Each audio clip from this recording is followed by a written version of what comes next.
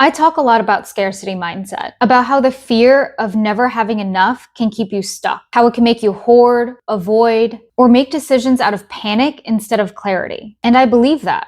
I still deal with that today. But here's what's been sitting with me lately, something I wasn't sure I wanted to voice out loud. When I actually trace back the path that led me to financial independence, the real path, I kept running into two things: my scarcity mindset and my overachiever mindset, both of which I've been told to watch out for, and I've told others to watch out for. And yet they worked for me, only in ways that I'm now starting to understand. So today, I want to take you through how my mind actually works, and how two mindsets that are typically framed as the problem can be, in some part, the engine behind achieving financial independence. This is not a story about how I figured it all out. This is a story about how I got somewhere good and what it cost me to get there. Let me give you some background, because this doesn't really make sense without it. I grew up in an immigrant household. My parents came to the US in their early 20s with pretty much no money. Two people with a dream trying to achieve something. It's almost every immigrant's story.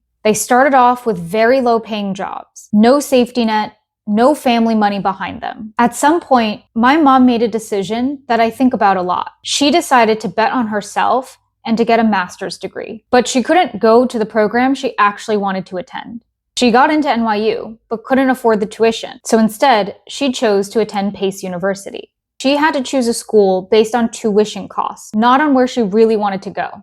And at the time, their own families weren't supportive. They actually pushed back. They told them it was a terrible idea. There was already doubt from people who were supposed to be in their corner. My dad covered her tuition until she could get a job on campus and have her tuition covered through work study. They were figuring it out $1 at a time. All the meanwhile, my mom was carrying me. So what did they do? They went into full saving mode, cooking every meal, counting every dollar. They cut back wherever they could without cutting the essentials. They made it work. That's what I grew up inside of. That's what was in my head. That was my normal. Even as I got older, the habits stayed the same. Home-cooked meals, eating out only for special occasions like birthdays, and this constant low-level hum of worry about money that I just absorbed without anyone having to explain to me. Because in my family, money wasn't discussed at the dinner table. It was discussed in hushed voices behind closed doors when they thought I wasn't listening. But I was. I heard the worry. I heard the fear of not being able to send me to college. I heard the fear of whether they would survive 2008, what the crisis might take from us. I absorbed all of it. I just didn't really know how to process it. Let me define what I mean when I say scarcity mindset, because I think it tends to get flattened into something simple when it's actually very layered and complex. At its core, scarcity mindset is the belief that you never have enough. It's often deeply unconscious. Not enough money, not enough opportunity, not enough security. And that whatever you have right now can just disappear. When you grow up with that mindset, it's not just theoretical anymore. It becomes how you move through the world. It shapes how you make decisions. It makes you hyper vigilant about resources, about taking risks, about what you might lose. The research on this is real. There's a concept called scarcity trap, where the mental bandwidth of not having enough actually makes it harder to make good decisions. And that's a genuine problem. I'm not dismissing it. But here's what I experienced that wasn't a trap.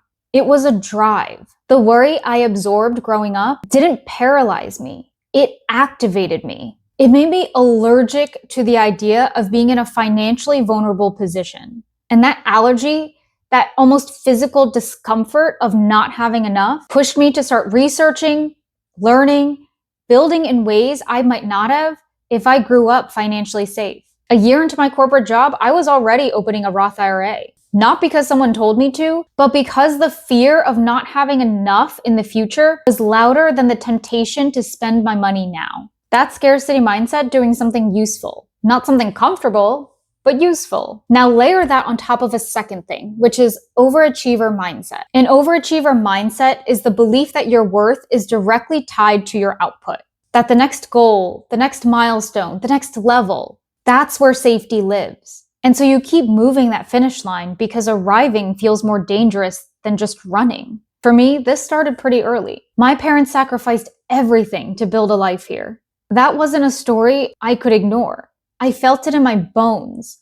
I had almost a responsibility to do well. They didn't come to this country just for me to fail.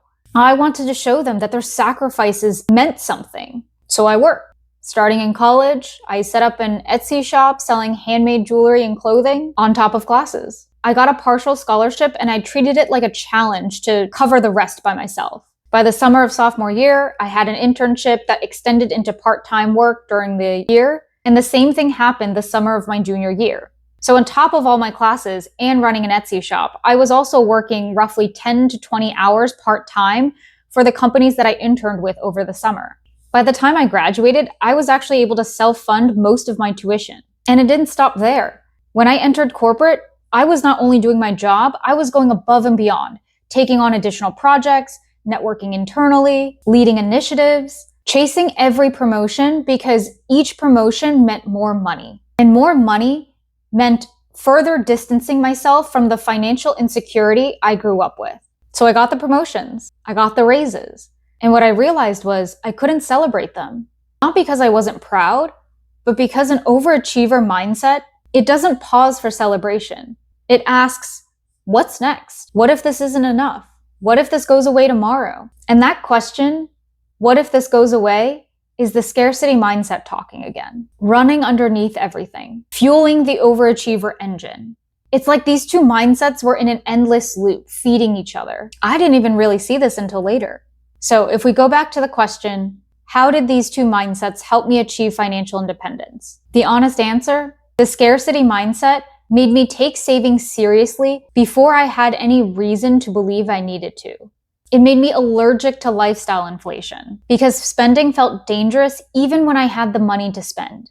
It made me curious about growing my money because the fear of future vulnerability was stronger than the comfort of present spending. The overachiever mindset probably helped me earn more faster than I would have otherwise. The internal drive to keep proving, to keep earning, to keep increasing my income, it compressed the timeline. More income earned equals more invested consistently over and over again, which then compounds faster. It's just math. The two created a specific combination, which is high income, low lifestyle inflation, consistent investing, and almost an irrational commitment to not stopping. That combination, not luck, not a single investment, is the reason why I achieved financial independence. And I want to be clear, these are not the only mindsets that get you there. These mindsets are not the only way. I'm not even saying they're the healthy way. But for me, for my specific context, for my specific background, it worked. They were the engine. And I think it's worth being honest about, even if it does conflict with the general narrative, even when it complicates the cleaner narrative. Because if I only ever told you that scarcity mindset is the enemy, then I'd be leaving out a part of my story, a part of who I am. Here's the thing I have to say, and I really wasn't sure whether I wanted to say this on camera. These mindsets helped me get here, but it also burnt me out. I'm worn out. I'm tired in a way that a vacation just can't fix. And I'm sitting with something that I didn't know I would have to sit with on the other side of financial independence. I don't fully know who I am without the achieving. 13 years of corporate, 13 years of the overachiever running. Now that the external structure is gone, I'm realizing how much of my identity was actually built inside the structure. The title, the promotions, the metrics, the proof, and the scarcity mindset, it didn't just disappear when I hit my financial independence number. I kind of wish it did. But scarcity mindset doesn't care about your spreadsheet. It doesn't care about your numbers because it's not a math problem. It's a felt sense of the world. And unprogramming a felt sense that has been with you since childhood is its own kind of work, different work, slower work. So yes, these mindsets helped me achieve financial independence. And they also cost me something I'm still trying to name. Time spent proving instead of living. A finish line I kept moving before I could even arrive to it. And a version of myself that got a little lost in the process of succeeding. I'm grateful, genuinely. But I'm also honest enough to say, I wish somebody handed me the framework at once. The framework for building wealth and the framework for knowing yourself while doing it. The mindset work. That's the gap I didn't know existed until I was standing in it. So what do I want you to walk away with? Not that scarcity mindset is good. That's way too simple and it actually misses the point.